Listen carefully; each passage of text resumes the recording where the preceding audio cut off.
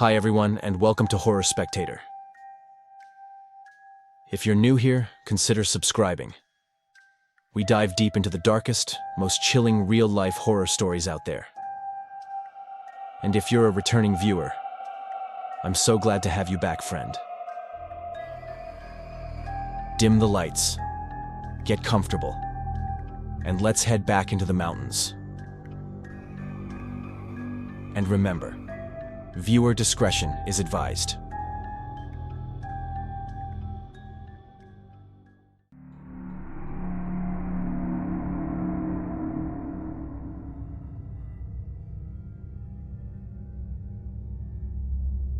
I've lived in California my whole life.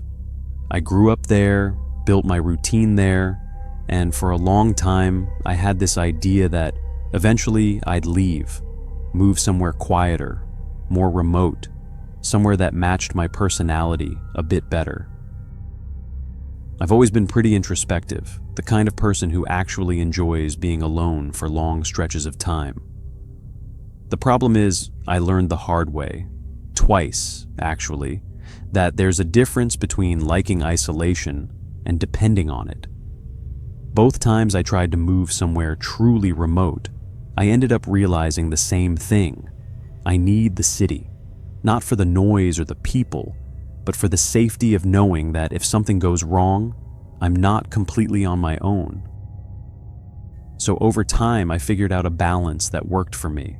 I stayed in the city, kept my job, kept my routine, but every couple of months, whenever I could manage it, I'd disappear for a week into the mountains somewhere. That became my reset. Usually, I'd go to the same place. There was a cabin I knew well, somewhere I trusted, and I'll admit I got a bit possessive over it. Not in a literal sense, but it was mine in the way that matters. I knew the layout, I knew the area, I knew what to expect, and when you're spending time in remote places, that kind of predictability matters more than people think. There are 1,000 things that can go wrong out there, and familiarity takes a bit of that edge off. But this time, that option wasn't available. The owner told me one of the pipes had burst, and since the cabin was technically off-grid, but still had systems for hot water, internet, all the things that make it comfortable, it needed repairs. He said it wouldn't be ready in time. At the time, I took it as some kind of sign, like maybe I should switch things up a bit, go somewhere new, instead of repeating the same trip again. A few years back, I had traveled through the Great Smoky Mountains with a close friend, and I remembered how much I liked that area. The landscape, the atmosphere, the way everything felt just a little more raw and untouched. It's part of the Appalachian Mountains, and something about that region stuck with me. So I figured this was the perfect excuse to go back. I found a cabin online, read through the reviews, everything seemed solid. The owner was easy to talk to, very friendly. Funny enough, he actually lived in the same area of California as I did. At the time, I didn't think much of it. Just another coincidence that made the whole thing feel like it was lining up the way it should. Looking back now, I think that's the part that bothers me the most. How right it all felt at the beginning. I booked the week and spent the days leading up to it working non-stop, just counting down until I could leave. When the day finally came, I packed up, got in the car, and started the drive. It wasn't a short trip, but it was a beautiful one. The kind of drive where you actually don't mind taking your time. There were stretches that got a bit dangerous, sharp turns, steep drops, areas where animals could cross at any moment. But I've always been careful with that. The idea of hitting an animal has always bothered me more than anything else, so I slowed down when I needed to. Paid attention, took my time. It meant getting there later than I could have, but I didn't mind. By the time I arrived, I was in a genuinely good mood.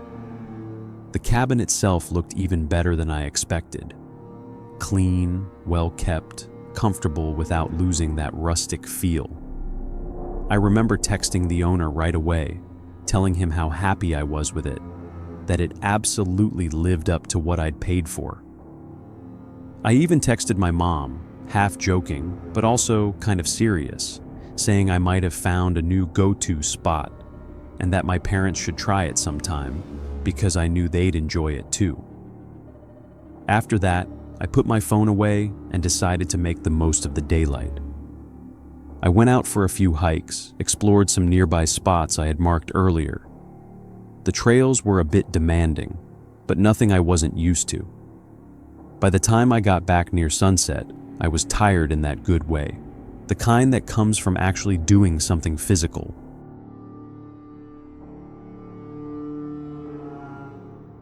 I grabbed some firewood before heading inside, knowing the temperature would drop once night set in. That contrast, cold outside, warmth inside, is something I've always loved. There's something about sitting in front of a fireplace that just settles everything down for me. So I got the fire going, took my time making a proper meal, nothing rushed, and by the time I sat down to eat, I was completely relaxed, full, warm, comfortable. Exactly what I had come there for.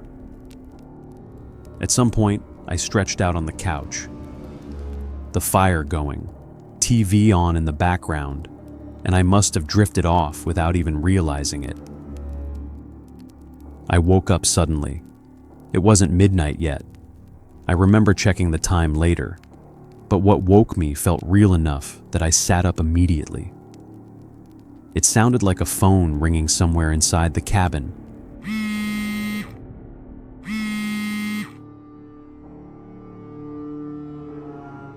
Not mine, at least not the tone I use, but clearly a phone.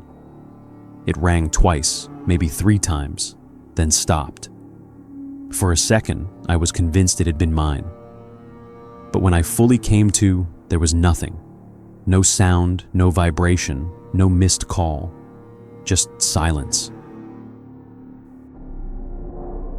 And I sat there, trying to make sense of it. I've had vivid dreams before, the kind that feel real enough to carry over into waking up. So my first instinct was to assume it had been that.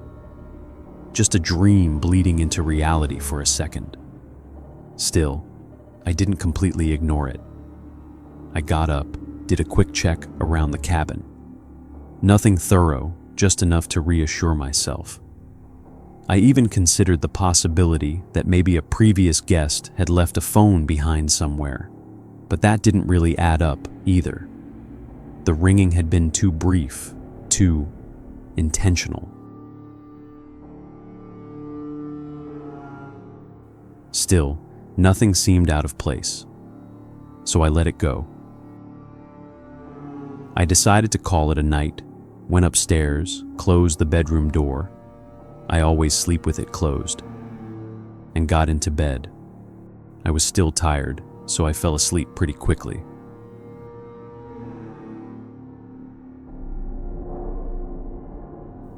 The next morning, I woke up to sunlight hitting my face through the window.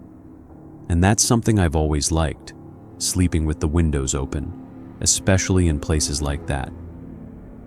It's one of the reasons I usually pick cabins with more than one floor, so I can sleep upstairs, feel a bit more exposed to the outside without actually being exposed. At least, that's what I thought. I woke up with the sunlight hitting my face, and for a few seconds, everything felt exactly the way I wanted it to feel. Calm, quiet, almost too perfect. I remember just lying there, letting that warmth sit on my skin, thinking that maybe this trip had been exactly what I needed after all. It's strange how quickly that kind of feeling can disappear. I rolled over, still half asleep, and looked toward the bedroom door. And that's when everything shifted. The door was open. It wasn't wide open, just enough to immediately feel wrong. And the reaction I had wasn't logical, it was physical.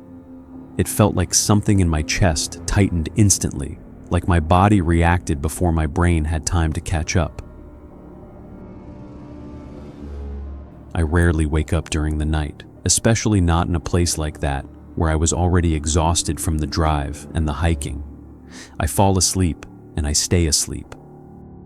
And I knew with absolute certainty that I had closed that door before going to bed.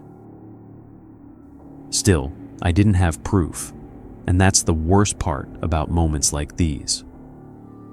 Your brain immediately starts trying to calm you down, to come up with explanations that make more sense than the obvious one you don't want to accept. Maybe I got up in the middle of the night without remembering. Maybe I didn't close it all the way. Maybe it just looked closed and wasn't. But then that sound from the night before crept back into my mind. That phone ringing. Clear as anything, even if it had stopped almost immediately. And suddenly, it wasn't just one thing anymore. It was two things that didn't line up. I got out of bed and forced myself into a routine, mostly because I didn't know what else to do. I took a shower, hoping it would wake me up enough to shake off that feeling, to ground myself a bit. And for a moment, it worked. The hot water, the familiarity of something normal, it helped, until it didn't.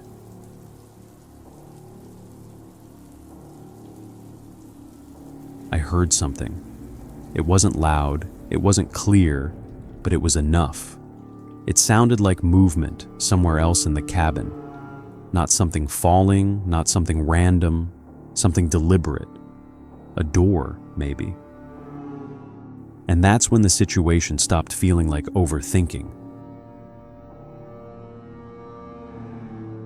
I stepped out of the bathroom and immediately noticed the bedroom door again. This time, it was closed. That was it. That was the moment everything clicked into place in the worst possible way. I had gone to sleep with it closed, woken up with it open, and now it was closed again. There was no version of that sequence that made sense if I was alone. I remember just standing there for a second, completely still, listening, trying to catch any sound that would confirm what I was already starting to believe. For some reason, I still don't fully understand. My first instinct was to check under the bed. Maybe because it's such an obvious place that you almost expect it to be empty.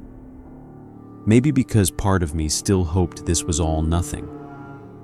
I got down slowly, trying not to make too much noise, and looked underneath. And that's when I saw it. Right near the head of the bed, pushed up against the wall, there was a blanket. Not like something that had fallen, like something that had been used, tucked, shifted, disturbed in a way that felt intentional. And I didn't need to see anything else. I didn't need movement. I didn't need a face. I didn't need confirmation. My brain filled in the rest instantly. Someone had been under there. Whether they had been sleeping, hiding, watching, I don't know. But the idea that I had been lying right above someone, completely unaware, while they were close enough to hear me breathe, that's something I can't really describe properly. It wasn't just fear, it was something deeper, something that made my whole body feel weak for a second, like I couldn't fully process what I was realizing. After that, everything I did was automatic. I grabbed whatever I could as fast as I could, not even thinking about what I was leaving behind. I called the police while moving, barely able to explain properly what was happening, just giving them the location and telling them there was someone inside the cabin with me. I remember them asking me to stay on the line, but I wasn't really listening anymore. I shoved my phone into my pocket and focused on getting out. I didn't check the rest of the cabin. I didn't try to confirm anything else. I didn't want to see more. I just needed distance between me and that place. I got outside, ran to the car, got in, and drove. I don't even remember if I locked the cabin door. At that point, it didn't matter. I told the police where I was, that I was safe, and that they should still go check the property. The owner was contacted as well, and later I found out he actually made the trip out there himself. When I saw him, I could tell right away he had no idea what had happened. He looked just as shaken as I felt, which ruled out the one theory I had been clinging to, that maybe this was somehow connected to him. The police searched the cabin.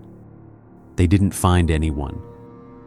No signs of forced entry, no clear evidence of someone being there, nothing that could give a concrete explanation. Just like that, it turned into one of those situations where you're left with more questions than answers and no real way to get closure. I never found out who was in that cabin, or why they were there, or how long they had been there before I even arrived. What I do know is that it changed something in me permanently. I don't look at places the same way anymore, especially places that feel isolated and quiet in a way that used to comfort me. And beds, especially ones with space underneath. I can't deal with them anymore. I check every single time. Even when I know there's nothing there, even when it doesn't make sense, I still check. Because once you've had that thought that someone could be right there, hidden in the one place you feel the most vulnerable, it doesn't really go away.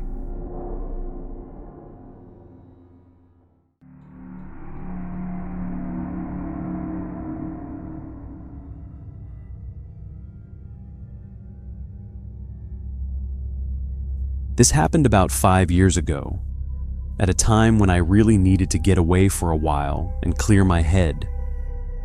And if I'm being completely honest, my wife and I weren't in the best place either. It wasn't anything dramatic or explosive, nothing like that. It was more the kind of slow tension that builds up when two people spend too much time together without any real space to breathe, where even the smallest thing can turn into an argument simply because you're both already worn down. We both knew the relationship itself was solid, that it had something real underneath all of that. But we also knew we needed distance, not emotionally, just physically. Time to reset, to think clearly again, to stop reacting to every little thing like it mattered more than it actually did. So we came up with what felt like a reasonable plan at the time. We had already booked a cabin out in the Blue Ridge Mountains for a week. Nothing fancy, just something affordable that fit within what we could spend, and we figured we could turn that into something useful for both of us. The idea was simple. We'd each take an extra week off before the actual trip. I would head out there first on my own, and she would stay back at home and have the space to herself. That way we'd both get what we needed. A bit of quiet, a bit of distance. And then after that week, she'd join me at the cabin, and we'd spend the second week together, hopefully in a much better place. It made sense, at least on paper. So when the time came, that's exactly what we did. I packed my things, said goodbye to her, kissed her before I left, and we agreed that in about a week we'd meet again at the cabin. I'd even planned to hike out a bit to meet her when she arrived, just to make it feel like something different, something a little more intentional. The drive there was actually really pleasant. One of those long, quiet drives where you start to feel like you're already disconnecting from everything you left behind. And by the time I got close, I genuinely felt like this might be exactly what we both needed. That feeling didn't last very long once I actually got there.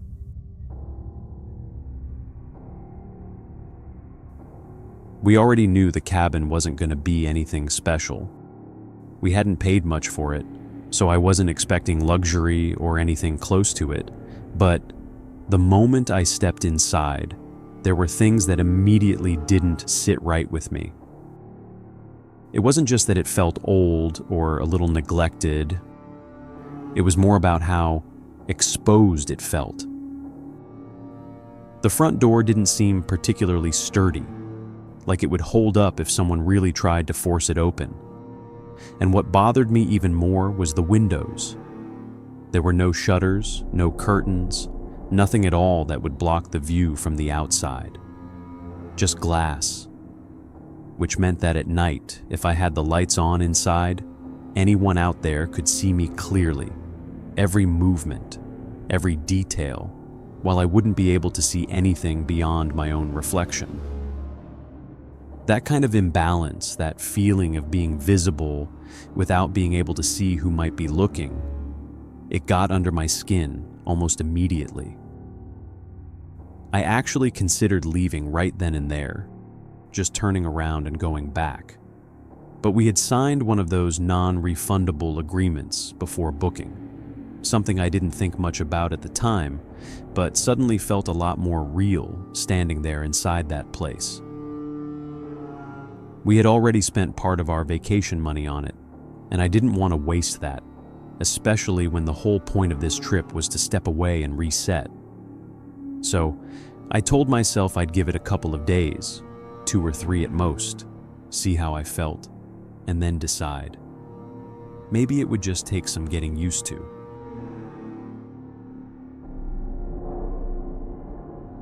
That first night was uncomfortable in a way that's hard to fully explain. I've always been the kind of person who enjoys walking at night. I don't really get bothered by the dark, and the forest itself has never scared me in that way. But I do value privacy, and more than that, I don't like the idea of being watched without knowing who or what is watching me. Still, I tried to act normal. I stepped outside, closed the door behind me, and went for a short walk just to settle in, to get a feel for the place. But something felt off almost immediately, and I couldn't tell if it was just me, if it was the stress I had already built up because of the cabin, or if there was actually something about that place that didn't feel right. I remember feeling tense, more aware of my surroundings than usual, like my body had already decided something was wrong before my mind had caught up.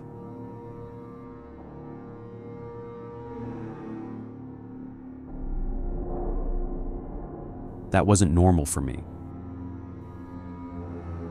I'm not particularly intuitive. My wife is much more like that than I am. She picks up on things quickly, trusts her instincts, and if she had been there with me, I honestly don't think she would have stayed a single night. She would have felt it immediately and left. To distract myself, or maybe just to feel a little less alone, I decided to call her while I was walking, just to check in, see how her day had been, keep things normal between us.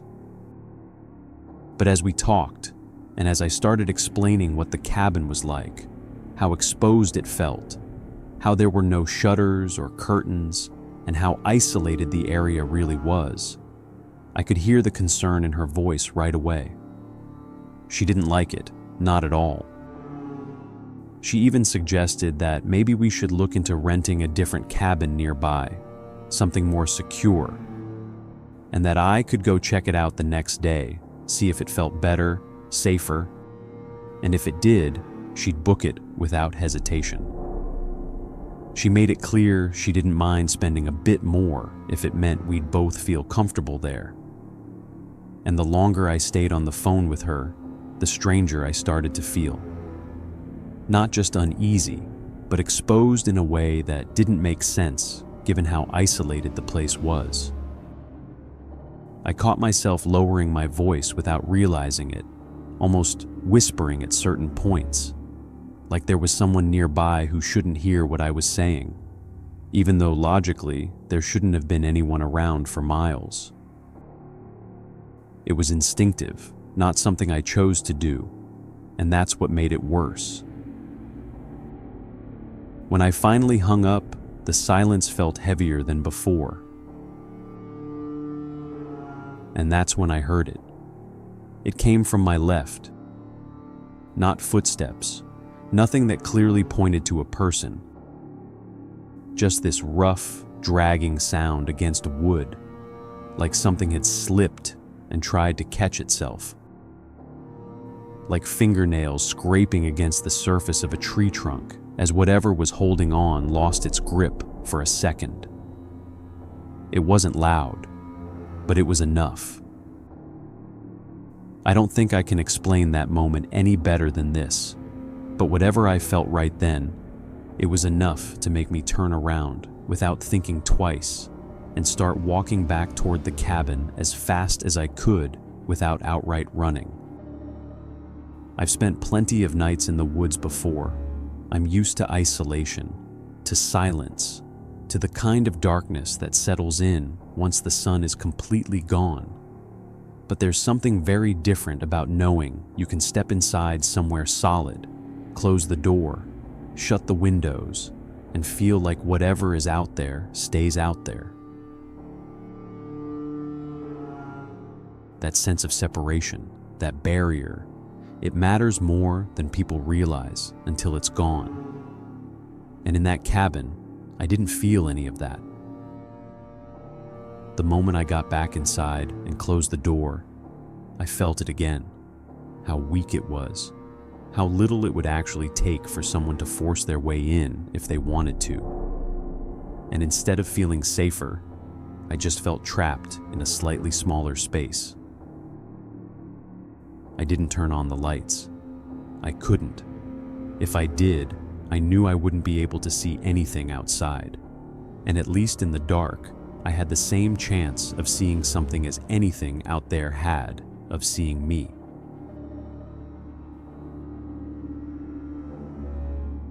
So I stayed in the dark.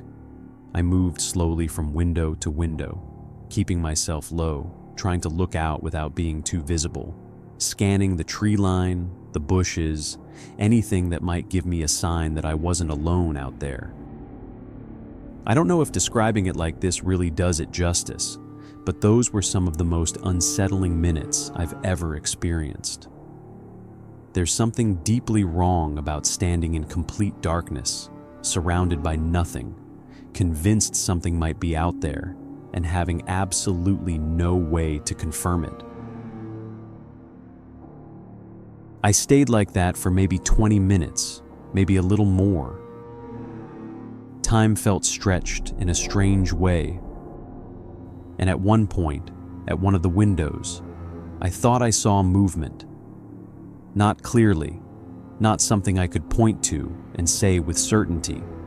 Just a shift among the bushes near the side of the cabin, subtle enough that I immediately started questioning whether I had actually seen anything at all, or if my mind was just filling in the gaps. That's where it got worse, because at that point, I didn't know what to trust anymore. Part of me felt like I was overreacting, that I was letting the discomfort of the cabin get to me, turning a normal situation into something it wasn't, ruining what was supposed to be a break, a reset. But another part of me kept pushing back. telling me that dismissing it too quickly could be just as dangerous. That if something was actually out there, pretending it wasn't wouldn't make it go away. It would just leave me unprepared. I knew exactly what my wife would have done in that situation. She would have chosen caution without hesitation. She would have rather been wrong and safe than right and in danger. Eventually, after sitting with it long enough, after not seeing anything clearly, not hearing anything else that I could point to, I convinced myself, at least enough to move forward, that I might be exaggerating it, that maybe there was nothing there. So I turned the lights on, and instantly everything outside disappeared. The glass turned into a mirror, reflecting the inside of the cabin back at me, leaving nothing but darkness beyond it. It didn't matter if something was standing just a few feet away from the window. I wouldn't have been able to see it. That's how dark it gets out there once the night fully sets in. There's no ambient light, nothing to help your eyes adjust. That night, I did what I could to feel even slightly safer. I dragged 2 chairs and wedged them under the door handle, knowing it wouldn't stop anyone determined, but at least it would make noise, enough to wake me up if someone tried to get in. After that, I went to bed, or at least I tried to. Falling asleep wasn't easy. The thought kept coming back over and over that someone could be standing just outside the cabin, watching, seeing everything while I had no way of knowing they were there. Even the bedroom didn't help. The cabin sat low to the ground. The windows were at a level where anyone outside would have a clear view in. The only solution I found was in the closet, where there were 2 old blankets. I used both of them to cover the windows completely, blocking the view from outside. It meant I was colder than I would have liked. The nights still had that early spring chill to them, but I preferred that over feeling exposed. I did sleep eventually, but it wasn't restful. It was the kind of sleep where you never fully let go, where every small sound pulls you halfway back to being awake.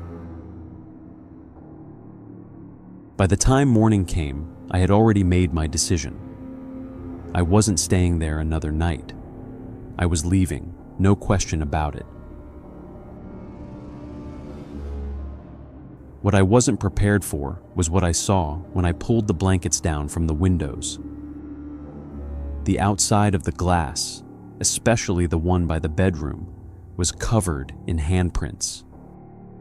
Not just 1 or 2, dozens, smudged, overlapping, as if someone had been pressing their hands against the glass again and again, trying to see through it, trying to understand why they couldn't see inside.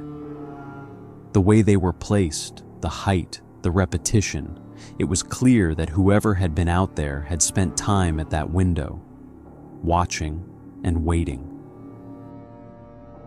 That was it for me. Any doubt I had disappeared in that moment. I wasn't imagining things. Someone had been out there while I was walking, while I was inside, while I was trying to convince myself everything was fine. I packed as fast as I could, not caring about organization, just grabbing what mattered and throwing it together.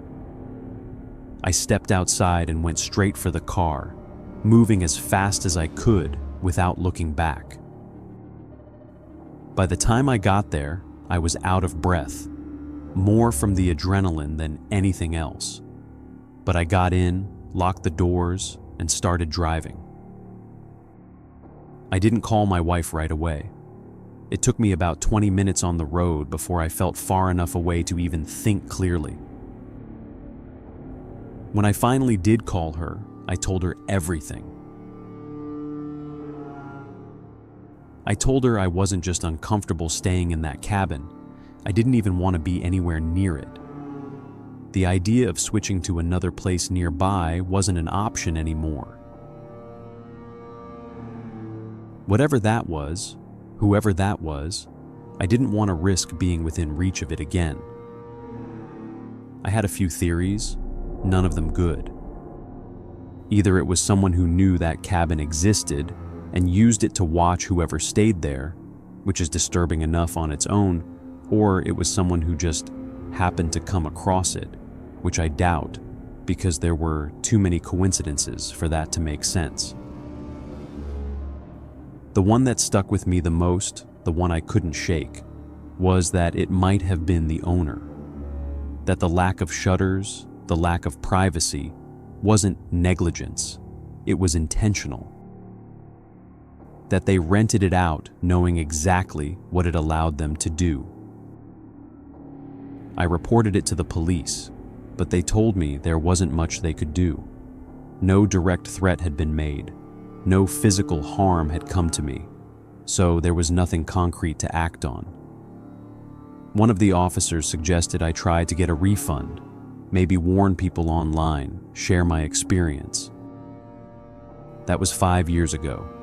I know for a fact that at least one other couple rented that same cabin after me and left early, saying they felt watched, unsafe, just like I did. Beyond that, I don't know how many more people have stayed there or how often this happens.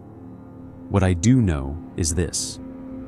If you ever find yourself in a situation like that, don't try to rationalize it. Don't try to push through it just because you've already paid or because you think you might be overreacting. Trust what you feel. No amount of money is worth your safety. And no place is worth staying in if it makes you feel like you're not alone when you should be.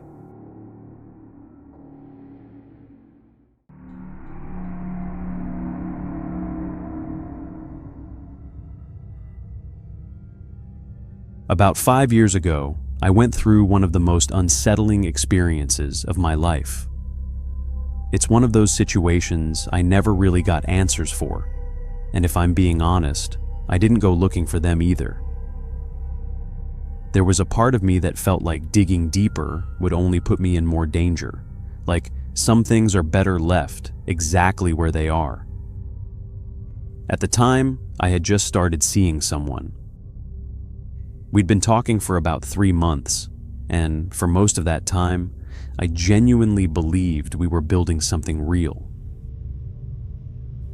About a week before all of this happened, we had finally made things official. And to celebrate, he suggested we spend some time away together. He told me about this cabin deep in the woods that used to belong to his uncle, who had passed away and left it to him. He said he'd had it for around 5 years, and that it was a place he went to often, somewhere he felt at peace.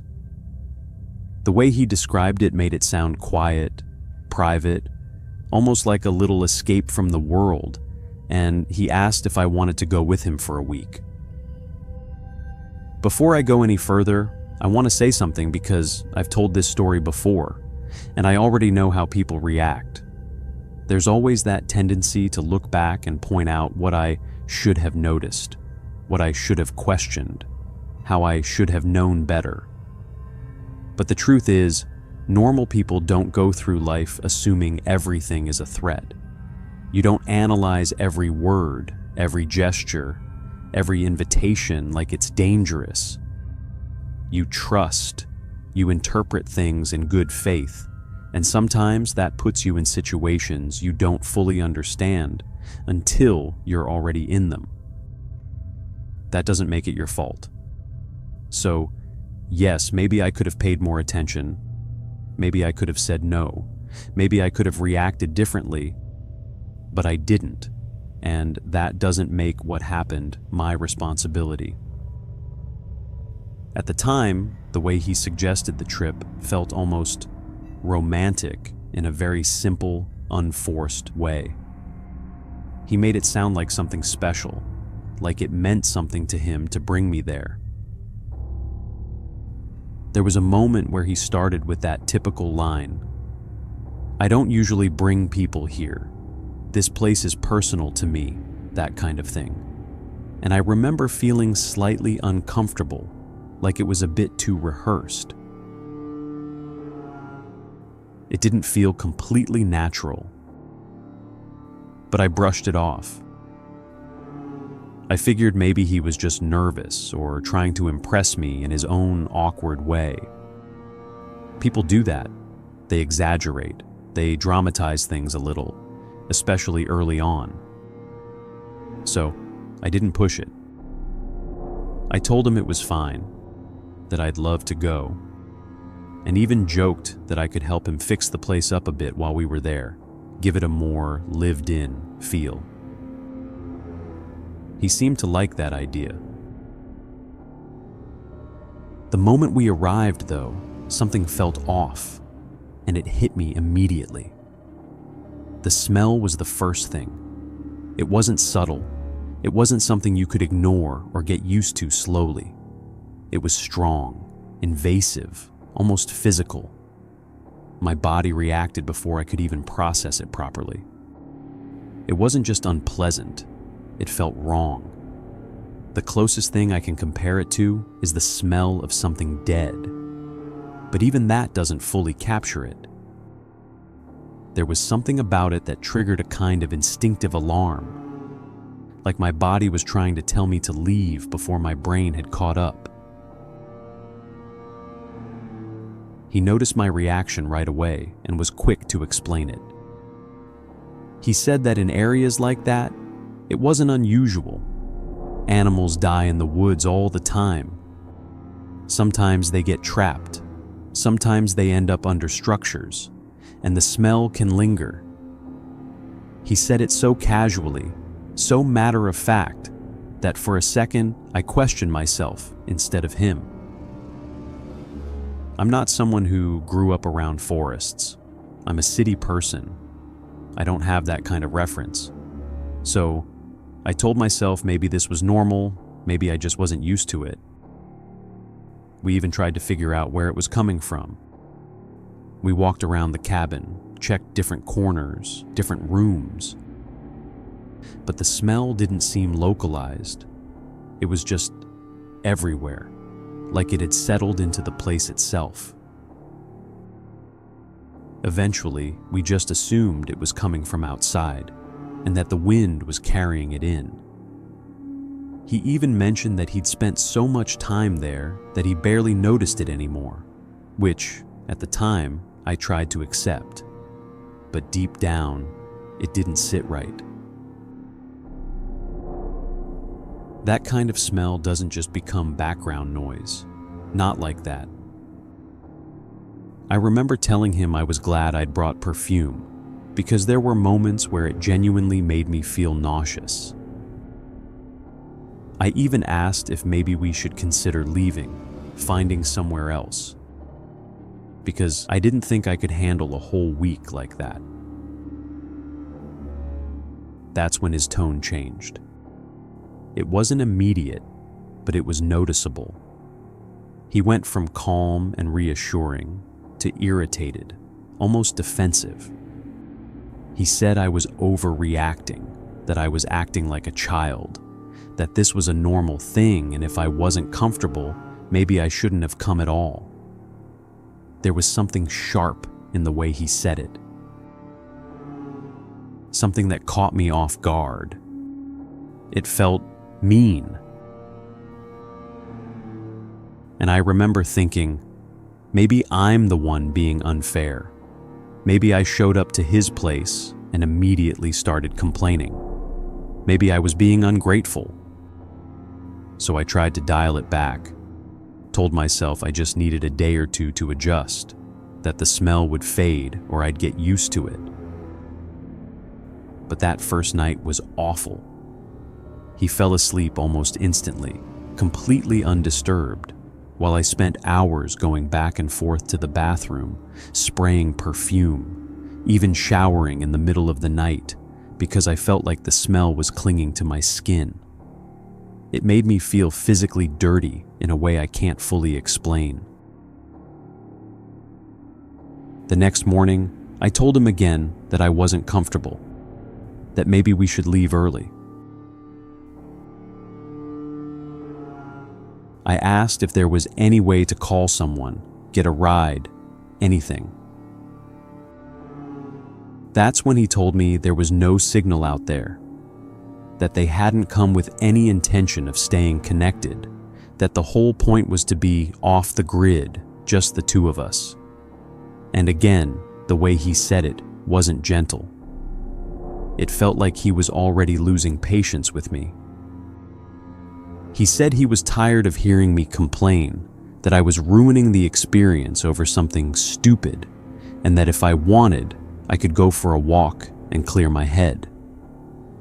He said that's what he was going to do, go out for a while, and that I could either come with him or stay behind. Something about the way he spoke to me in that moment really got to me. Not just what he said, but how he said it. It felt dismissive, almost cold.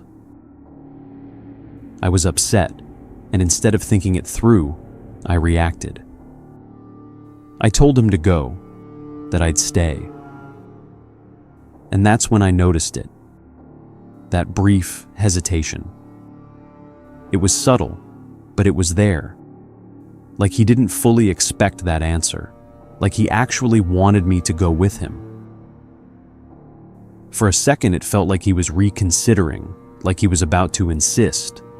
But then he just said, "Fine," and left. 3 months into a relationship is nothing. That's still supposed to be the easy phase, where everything feels light, where people are on their best behavior. And at that point, I remember thinking very clearly, the moment I get out of here, this is over. Whatever this was, it wasn't something I wanted to be part of. But at the same time, I was aware of the situation I was in. I didn't know where I was exactly. I didn't know how to navigate the forest. I had no signal, no way to contact anyone. I was completely dependent on the person I had just decided I didn't trust. So, I made a decision. I would play along. I wouldn't confront him. I wouldn't escalate anything. I'd wait until we left, and then I'd walk away from the relationship safely. It wasn't about being dishonest. It was about protecting myself. Because the reality is, you hear too many stories of situations turning dangerous the moment someone feels rejected. And I wasn't willing to take that risk. I stood there, watching him walk away into the trees, and for the first time since we'd arrived, I felt completely alone. For about 20 minutes after he left, I just sat there on the couch, completely still, trying to figure out what I was supposed to do next. My mind kept going in circles, running through options, but none of them felt real or possible. I didn't know where I was. I didn't know how far the nearest road was.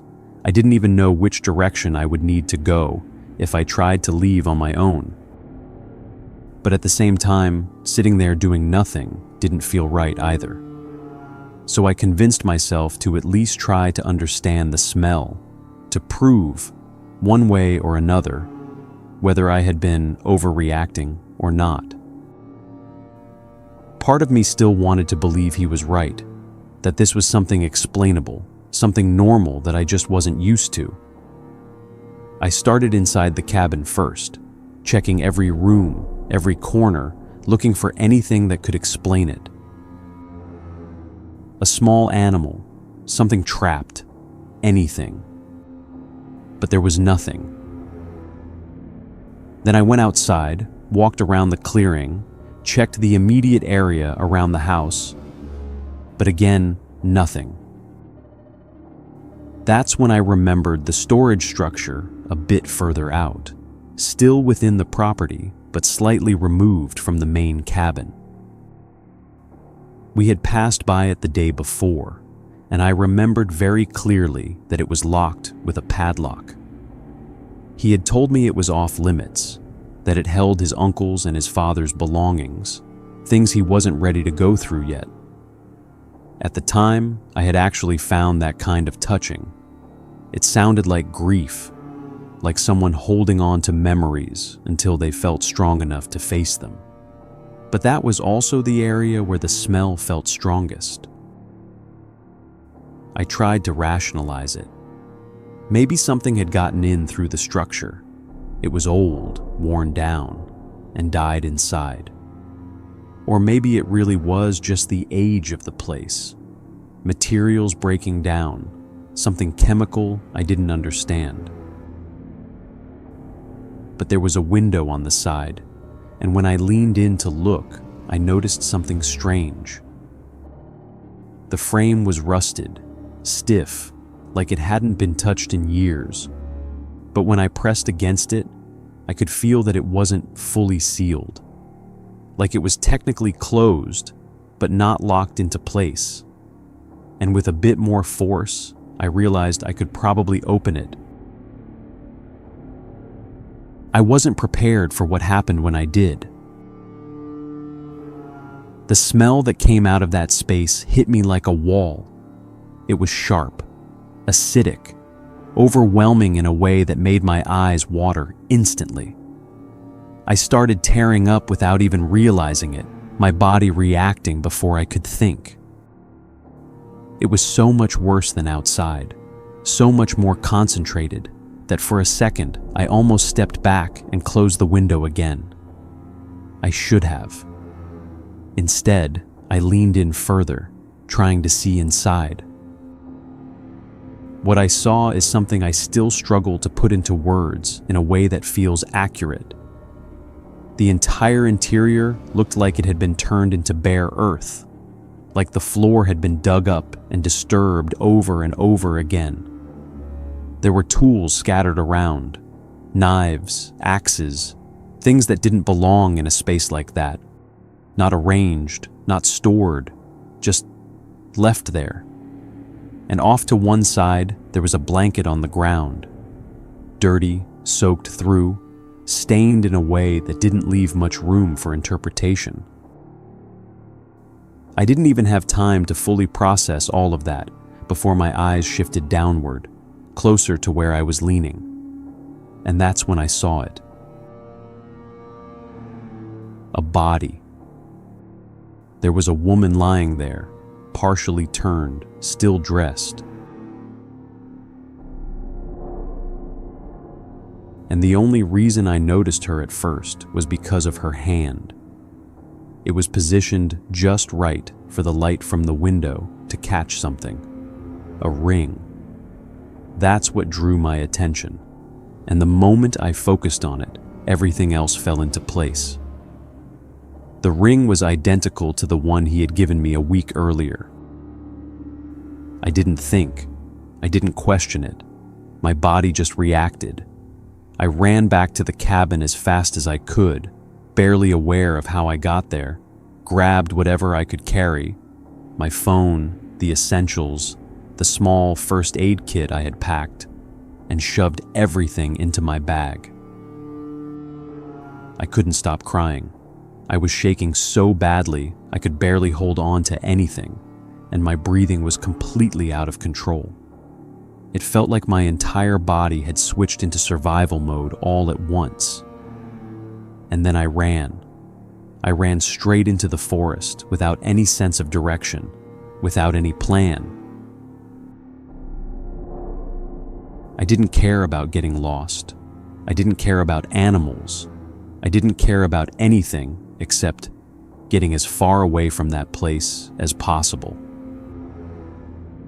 I had no idea how long I was running for. I'm not athletic, not even close. But in that moment, it didn't matter. Adrenaline does things to your body you don't think are possible. I just kept going, pushing past every limit I thought I had, until eventually my body forced me to stop.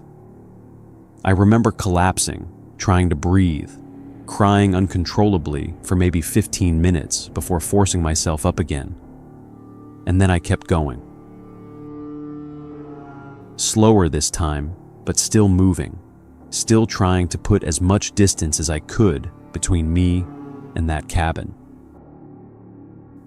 By the time it was starting to get dark, I was convinced he had already gone back, seen the open window, realized I had found out. I was sure he would come after me. That thought alone kept me moving. And then, finally, I saw another cabin. I don't even remember reaching it properly. I just remember banging on the door, begging for help. A family lived there, people I had never seen before, and they let me in without hesitation. They could tell something was wrong immediately. They told me they didn't have signal either, but they had a satellite phone and that they would call for help. That was the first moment I felt something close to relief, even though the panic never really left. Part of me was still afraid that somehow this could be connected, that I had just walked into something worse. But there was nothing about them that felt wrong. They were kind, calm, grounded in a way that made me feel safe enough to finally breathe.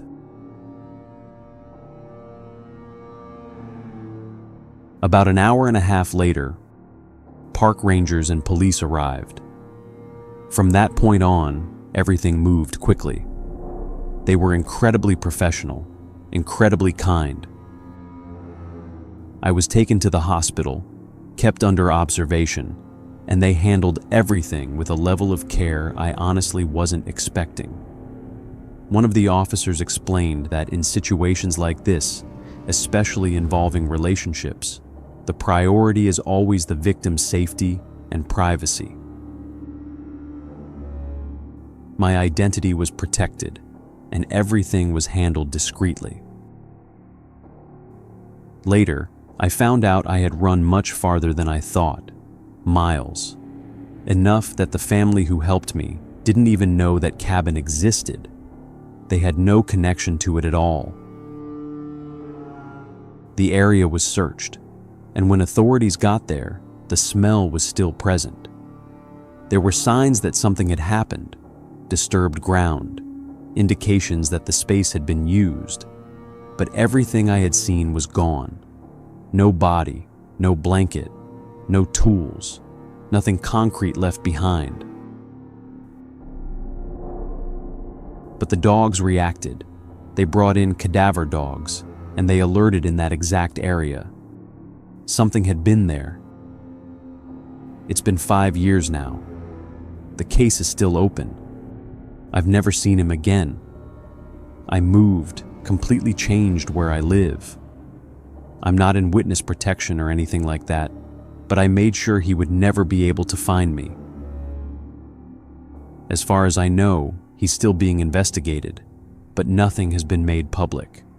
No arrests, no closure. And that's the part that's hardest to live with, because I know what I saw. And somewhere out there, there's at least one family that still doesn't know what happened to someone they lost. Meanwhile, he's still out there, still free, still able to exist like nothing ever happened. And I'm the one left waiting, stuck with something I can't forget and can't prove.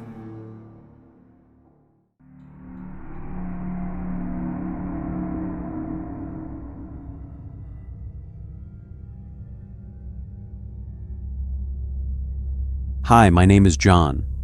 What I'm about to tell you happened around 2 months ago. And I'll be honest, at the time, I don't think I gave it the weight it deserved. It was definitely unsettling in the moment. But I brushed a lot of it off, didn't really stop to think about how wrong things actually were. It's only been over these last couple of days, being back home, replaying everything over and over again in my head, going through every detail, every decision, everything I ignored, that I've realized how bad it could have gone. I got out of it fine. Nothing actually happened to me physically, But looking back, it was one of the strangest and most genuinely disturbing situations I've ever been in. At the time, I didn't even know what to think, because I had never experienced anything like that before. And that uncertainty made it worse. To get straight to it, I've always been someone who enjoys spending time in the mountains. And I've spent a lot of time in the woods, camping, hiking, climbing. I've done a bit of the Pacific Crest Trail, spent some time camping down in Texas too. But one thing about me is that I've never really done any of it alone. I've always had people with me. The truth is, I'm not great with isolation. I don't handle being alone very well, and I don't really handle being left alone with my own thoughts either. I don't like being at home alone. I don't like doing things by myself. And as I got older, I started realizing that's not exactly a great trait to have. It makes you impulsive, in a way. The first thought that comes into your head is usually the one that comes out of your mouth, because you're not used to sitting with your thoughts, breaking them down, actually thinking things through properly. It was actually my girlfriend who pointed that out to me, and over time I realized she was right. It was affecting me more than I wanted to admit. So, this time I decided to do something different. I planned a short trip, 3 nights out in the Appalachians, and I made a point of doing it alone. The idea was to force myself into that space, to sit with it, to get used to it. The first part would be proper camping, and then for the last 2 nights, I booked a cabin that was relatively close to a small town. Not completely isolated, but still remote enough to feel like it. The cabin itself was cheaper because it was shared. Basically, it had a ground floor and an upper floor, both fully independent. Separate kitchens, separate bathrooms, everything. The only connection between them was an internal door.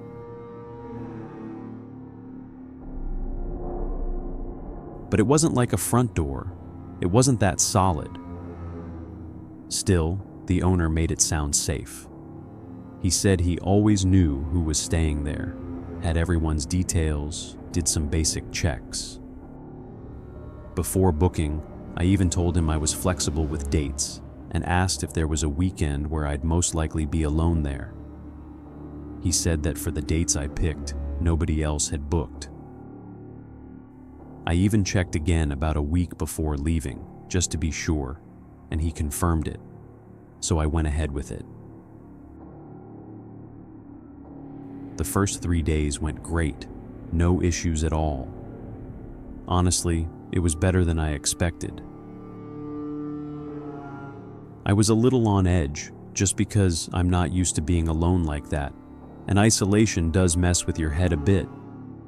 But nothing major. Everything felt under control. That changed when I got to the cabin. At first, it seemed empty. I got there, settled in, nothing unusual.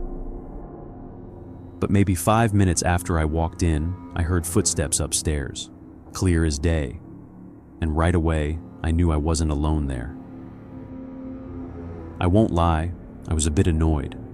Not because it wasn't allowed, but because the owner hadn't told me. Still, I knew it was always a possibility, so I tried not to let it bother me too much. I checked the door connecting the 2 floors, and it was actually sturdier than I expected, which helped a bit. My plan was simple, just avoid them as much as possible. I didn't feel like socializing. I just wanted my space.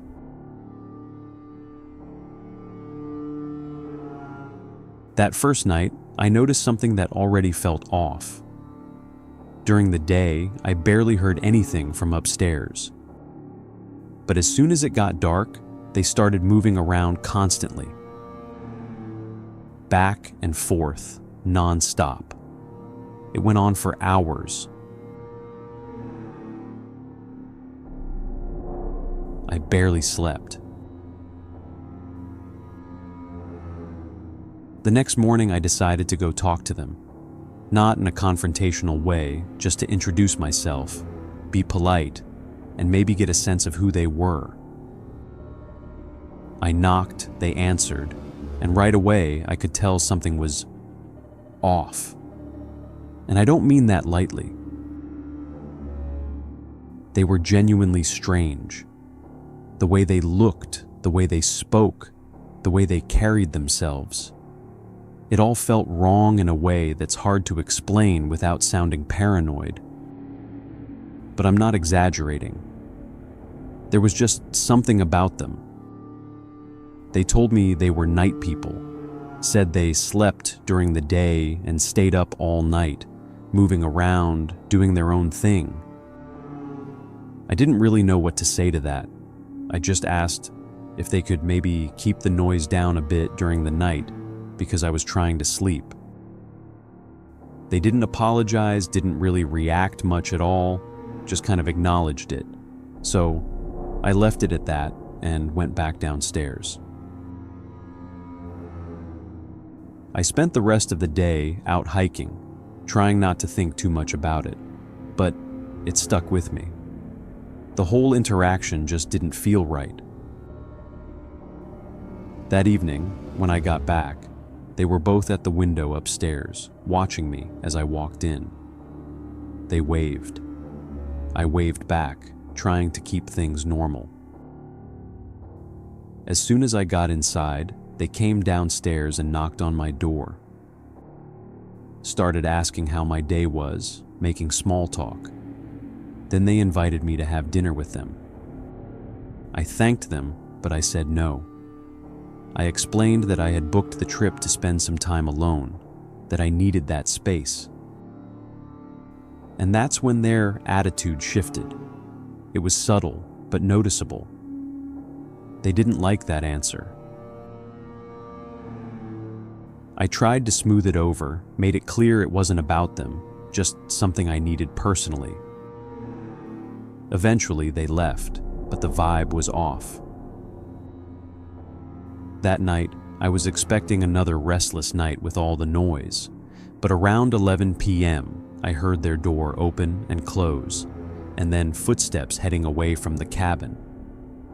I assumed they were going on one of their night walks, which honestly was a relief. It meant I might actually get some sleep. And I did, for a few hours. Around 4 a.m., I woke up. I tend to wake up a few times during the night anyway, usually to go to the bathroom, so that part wasn't unusual. What was unusual was what I saw when I opened my eyes.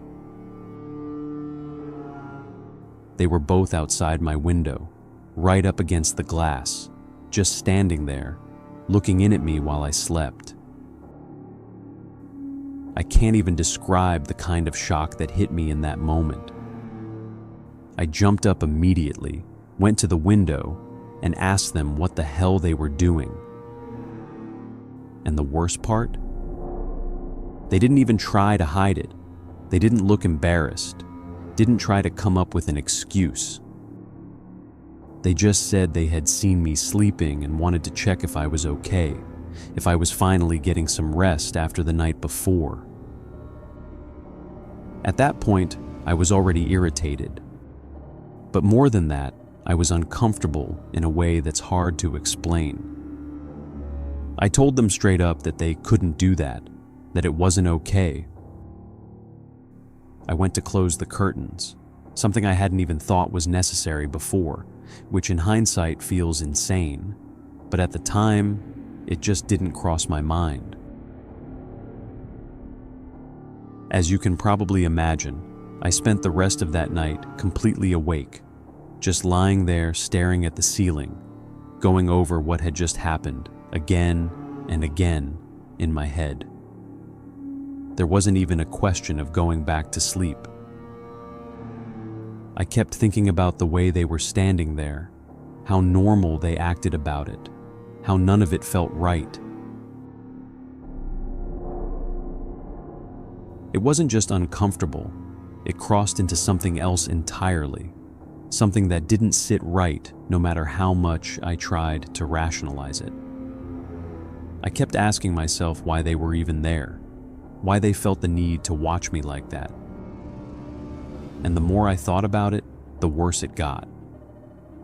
That was supposed to be my last night at the cabin anyway, but even if it hadn't been, there's no way I would have stayed another one after that. As soon as morning came, I didn't waste any time. I packed everything up as quickly as I could, didn't go upstairs, didn't try to talk to them, didn't even want to risk another interaction. I just wanted to get out of there. I made sure I had my things, threw everything into the car, and left.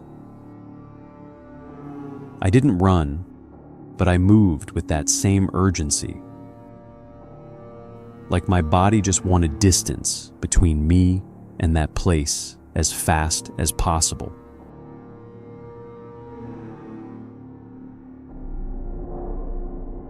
Once I was out of the forest and back on a proper road, I finally called the owner and told him that something really uncomfortable had happened, that there had been people staying in the upper level and that their behavior had crossed a line. There was a pause on the phone, and then he told me something that, honestly, made everything feel even worse. He said there was no one else booked at the cabin. According to him, I was supposed to be the only person there. And that just added a whole other layer to it. Because then what was that? What exactly had I spent 2 nights living with? 2 people who were clearly there before I arrived, who acted like they belonged there, who moved around all night, who watched me sleep, and somehow weren't supposed to be there at all. No booking, no record, nothing. I don't have answers to any of that, and honestly, I'm not even sure I want them. All I know is that this has been stuck in my head for the past 2 months. The more I think about it, the less sense it makes, and the more it bothers me. It's one of those situations where nothing technically happened, but at the same time, something definitely wasn't right. It just made me realize how strange people can be, how unpredictable, and how quickly a situation that seems completely normal can turn into something that genuinely unsettles you. I do know one thing though. I'm not making those same mistakes again. I'm not sleeping in a cabin with open visibility like that, where anyone can just stand outside and look in. I don't know how I didn't think about that before, but I won't ignore it again. And I'm definitely not staying in shared cabins with people I don't know, no matter how much cheaper it is. It's just not worth it.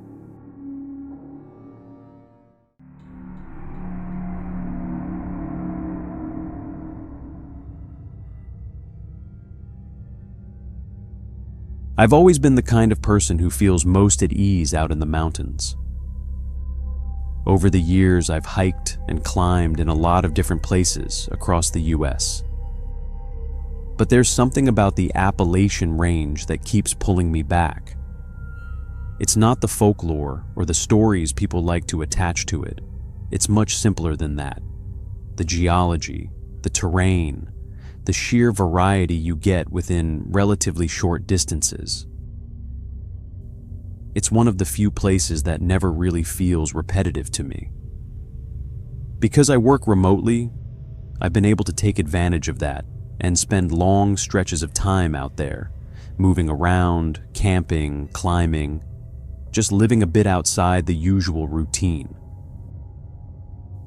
A lot of the time, I manage to bring people along, friends from work who can do the same. But I've also done plenty of those trips alone. The one I'm about to tell you about happened roughly 2 springs ago, and to this day, I still don't really know what to make of it.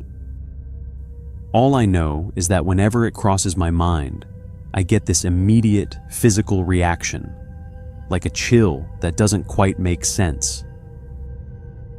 I come from a background where people tend to look for logical explanations first, where anything that even leans toward the unexplained gets dismissed pretty quickly. So, it's not exactly the kind of story I've had many chances to share. But it did happen, and it stuck with me in a way very few things ever have. Getting straight to it, I was hiking and climbing through a section of the Appalachians on the West Virginia side, fairly far up, close enough to more remote stretches that you don't see many people for days at a time. I'd already been out there for about a week, and I knew going in that the weather could shift quickly.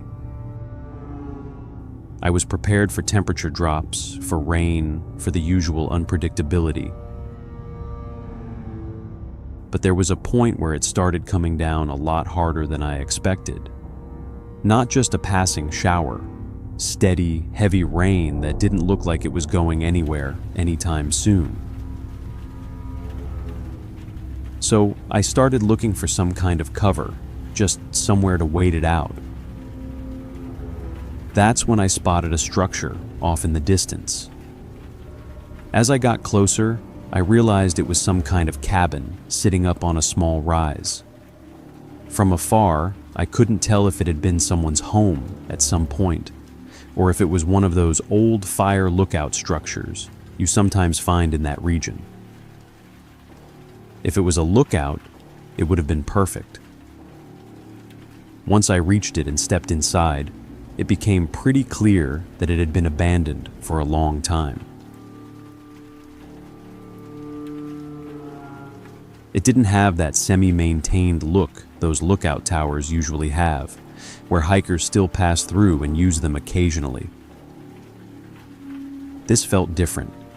The place was in rough shape, worn down in a way that suggested no one had cared about it in years. I tried the lights out of habit, but nothing worked. Still, with a flashlight, I could see enough to tell that it had once been lived in. There were remnants of furniture. The layout made sense as a home, just left behind. Even in that state, it did what I needed it to do. It kept the rain off me, gave me a chance to sit down and wait things out for a bit. I had no intention of staying long, definitely no intention of sleeping there.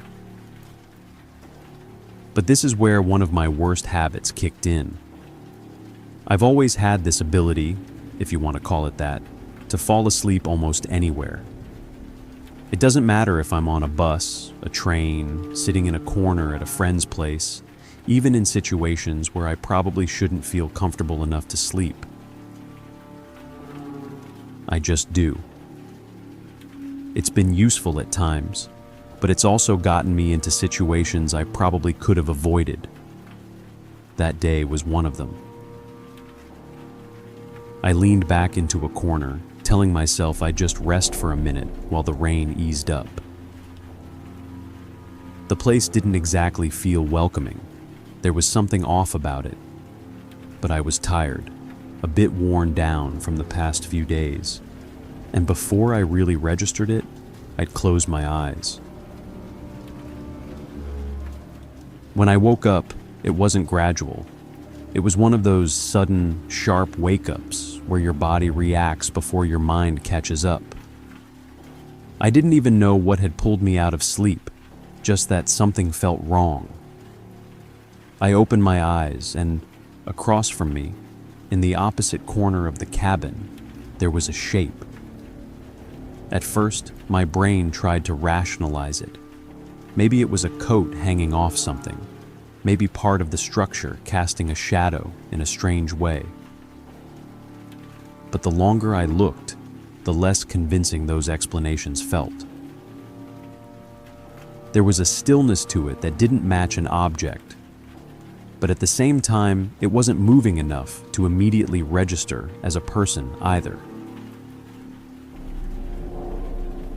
I just sat there, completely still, trying to figure out what I was looking at, hoping, honestly, that it was anything other than someone standing there watching me.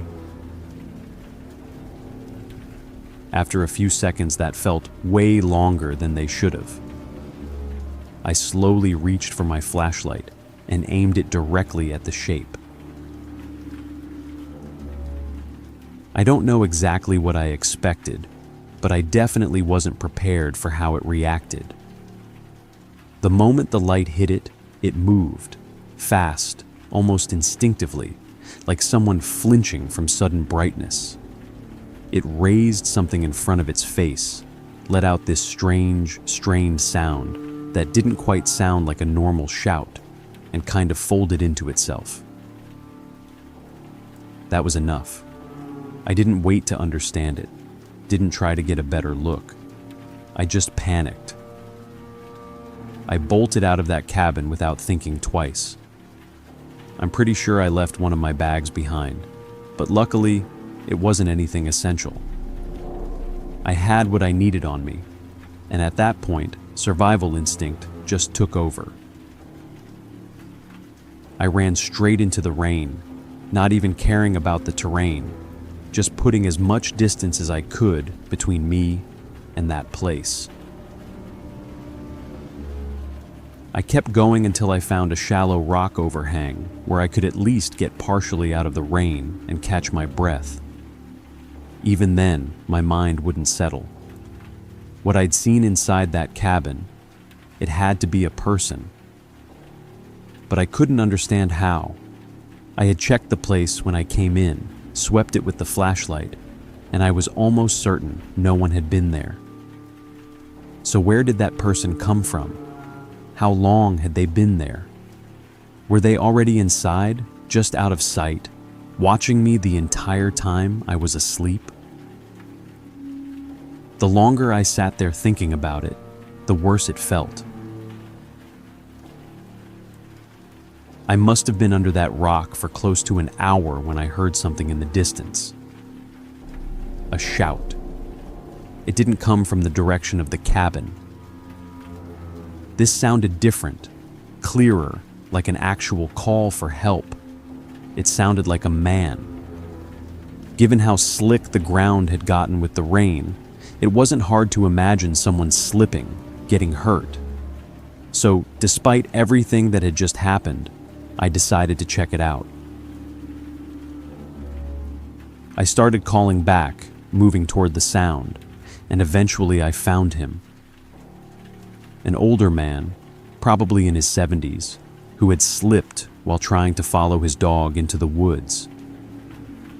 He told me he'd heard something out there. The dog had taken off after it, and he'd gone after the dog and lost his footing. He'd tried calling for his wife, who was still back at their place, but she hadn't heard him. I helped him up, made sure he was okay, and after a bit, we managed to locate the dog, which had circled back once it heard him calling. From there, I helped both of them make their way back to their cabin. On the way, he asked me what I was doing out there, and I explained that I'd been hiking and got caught in the rain. He didn't hesitate.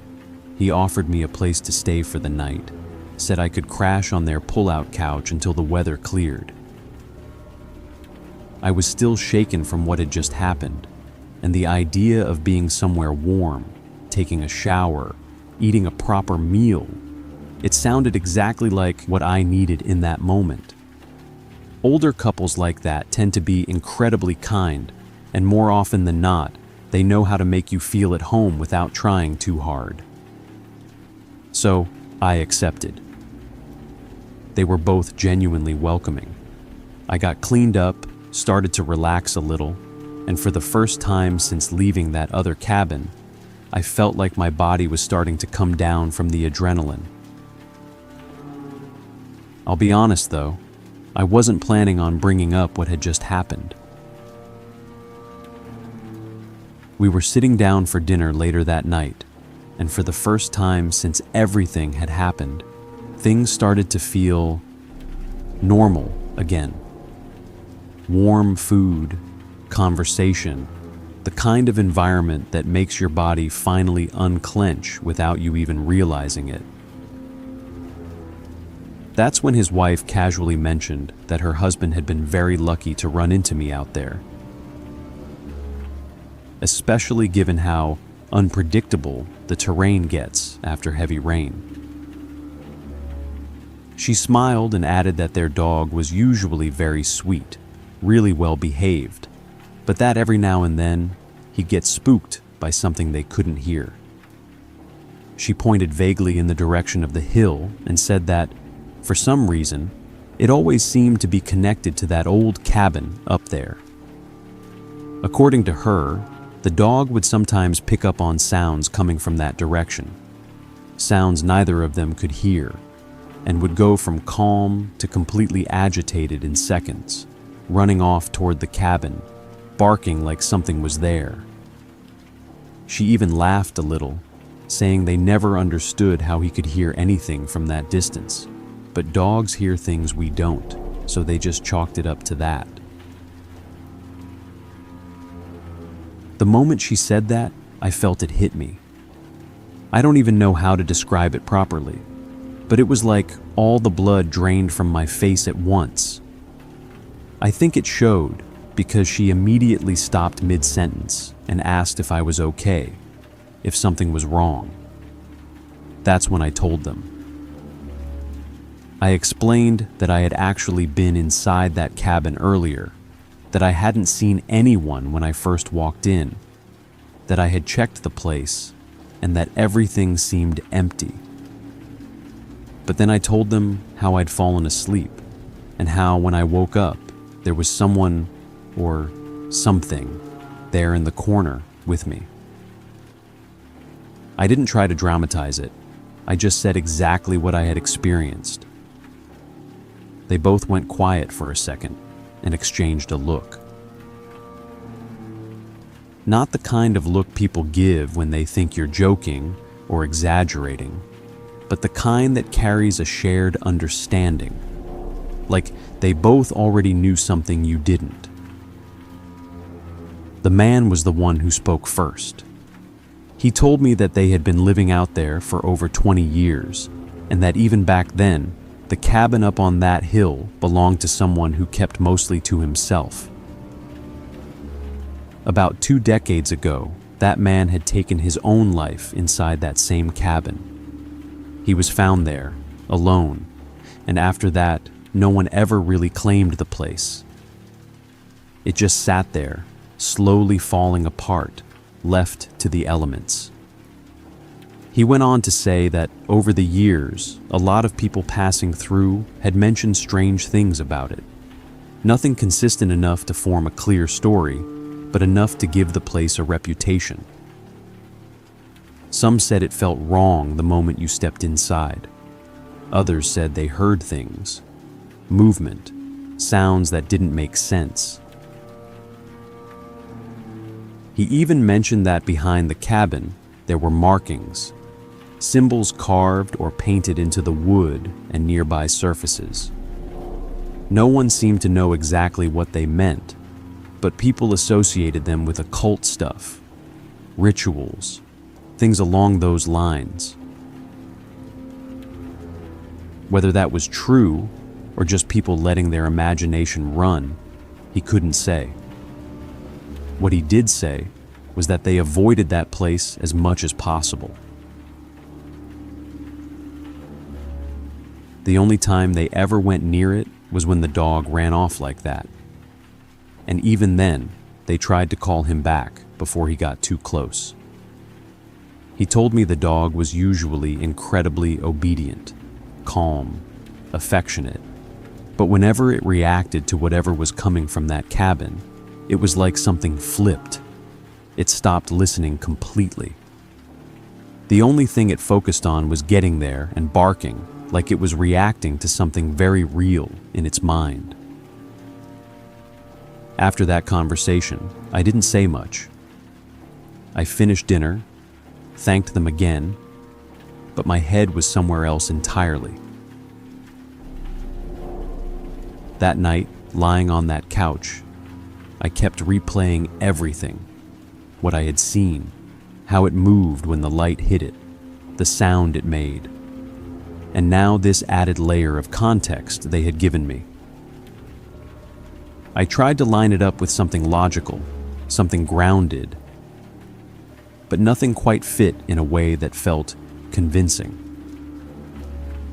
I finished the rest of my trip after that, but I kept my distance from that area. I didn't go back to that cabin, didn't even pass near it again. And like I said before, I haven't really shared this with many people. It's hard to explain something when you don't fully understand it yourself. Especially when you come from a mindset where things are supposed to have clear explanations. I'm not someone who easily jumps to anything supernatural.